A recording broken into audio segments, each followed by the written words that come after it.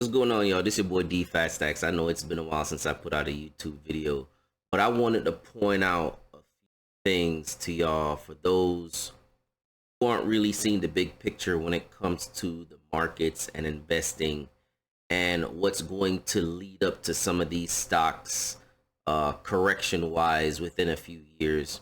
I don't think there's going to be a correction until, well, I mean, we've had many corrections, but when we're talking about small percentage corrections though. But once they raise interest rates and the taper is starting to fall in, you're gonna start seeing maybe even more percentage correction, maybe between 5 to 10%, later on down the road once interest rates start raising. And the reason why I want to say this, because there's a few things we need to keep in mind when it comes to the markets and when to buy on the dip.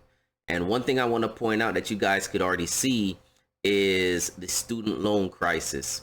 That is one of the biggest things going on right now. I know right now the government has allowed no payments until January, I believe. So once that starts up, they've been canceling some debt, but once that starts up, there's going to be a litany of things that are going to be kind of coming together full circle. That's going to be issues for some people, but also not be issues for the market, because there's going to be certain stocks that are going to go up and go down depending on what sectors you're looking at, obviously, when it comes to certain things going on in the real world. So when we look at student loan debt, being pushed off, a lot of people, between the moratorium and between not paying rent and not paying student loan debt, there's been either that money's either people been paying for bills, or maybe some people have been investing. But it's important to know, as you see here, I'm not going to read it, I'm going to let you guys read it, what the administration right now is trying to do with some student loan debt. Now, in my opinion, they're not going to cancel all the student loan debt that these people want or this and that. It's going to be very selective in what they choose to cancel when it comes to student loan debt. But it's something people need to pay attention to. The next thing, I'm going to play a clip of this video, the eviction, as you can guys see it over here, the eviction moratorium, and listen to this. U.S. Supreme Court. Landlords can now start collecting rent again, but millions of Americans can also now potentially be thrown out of their homes in the middle of this pandemic. Late last night, the Supreme Court ended the CDC's latest we all eviction saw ban this was coming 5 weeks eventually before it was scheduled to expire in October. President Biden has extended the moratorium earlier this month, but a group of landlords challenged that, saying Congress never gave the CDC that authority. On what happens next to the millions of tenants and landlords, here's CNBC's Contessa Brewer. All right, and we're going to leave it there. Now, the reason why I played that clip for y'all is it's going to go hand in hand with the student loan debt. Now, you got the eviction moratorium coming up. Now, the eviction moratorium obviously is first. The student loan debt, like I said, won't be till next year. But people are going to have to start paying these loans back on top of, if you haven't been paying rent, you're going to end up either being kicked out, or you're going to have to find a way to pay a whole bunch of rent all at one time.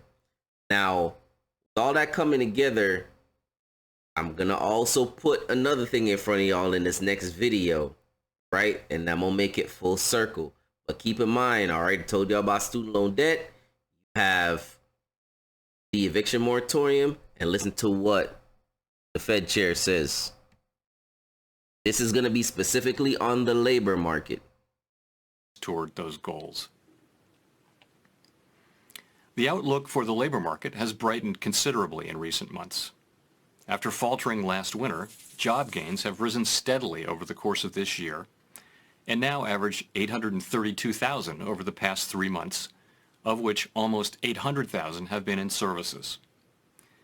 The pace of total hiring is faster than at any time in the recorded data before the pandemic. The levels of job openings and quits are at record highs, and employers report that they cannot fill jobs fast enough to meet returning demand. These favorable conditions for job seekers should help the economy cover the considerable remaining ground to reach maximum employment. Should. The unemployment rate has declined to 5.4%, a post-pandemic low, but is still much too high, and the reported rate understates the amount of labor market slack. Long-term unemployment remains elevated, and the recovery in labor force participation has lagged well behind the rest of the labor market, as it has in past recoveries. All right. So I wanted to point that out to y'all because it is very important that y'all understand, not only with the moratorium going, the jobs, there are a lot more jobs that are people willing to fill. Why? Because you have a lot more people quitting. You have people wanting to do the whole stay home. They don't want to go into the office with, we all know what's been going on. So we have all this culminating. What does it mean for the market in the long run? And also, what does it mean for the consumer as well? It means that there's going to be some heavy debts hitting a lot of people, which means less spending in the market. If people are going to spend money, it's going to be on needs, not wants.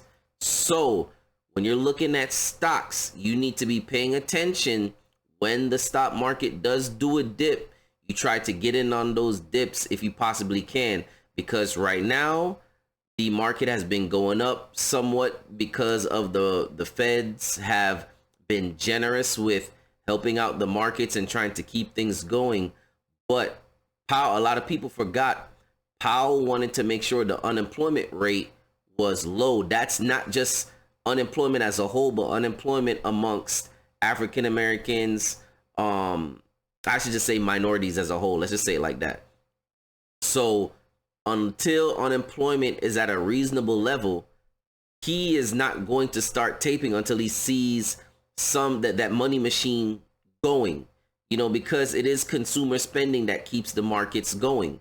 So if you have a lot of people that's exiting the market, I should say that's exiting the jobs, and people aren't filling up the jobs and the money is not being flowing, you're gonna have a problem, because now you're gonna have a whole lot of people being saddled with debt. People can't afford to pay rent. Their student loans are getting behind.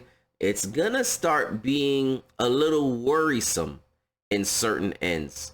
So, like I said, me personally, I always look for blue chip stocks that regardless of what happens, that it's still going to be able to generate cash flow, good solid companies, because there are certain things that people will always need, that people will always have to have. And those are the stocks that I'm particularly looking for, because there's going to be some pain for a lot of people here come 2022, 2023.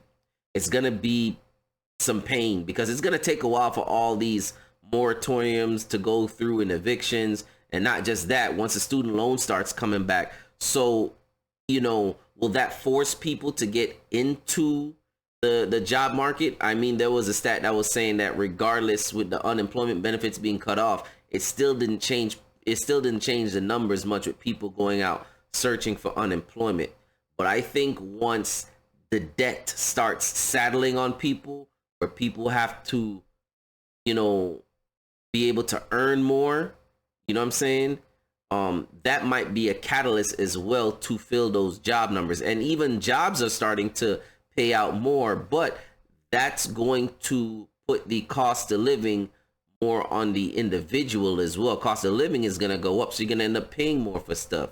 I always say, just because a job pays more doesn't mean cost of living is going to change. Cost of living is going up even more for various reasons. You see what I'm saying? So that's all I wanted to say. There is a culmination of a lot of things going on that, you need to pay attention to, not just within the markets, but outside as well. Look for key things that might be like, hey, well, I might need to look at this sector or this sector or this sector that might help me, either add more to the stock that you have, or maybe try to find solid stocks that, you can have for years to come. That's all I got to say. Y'all be safe. Till next time.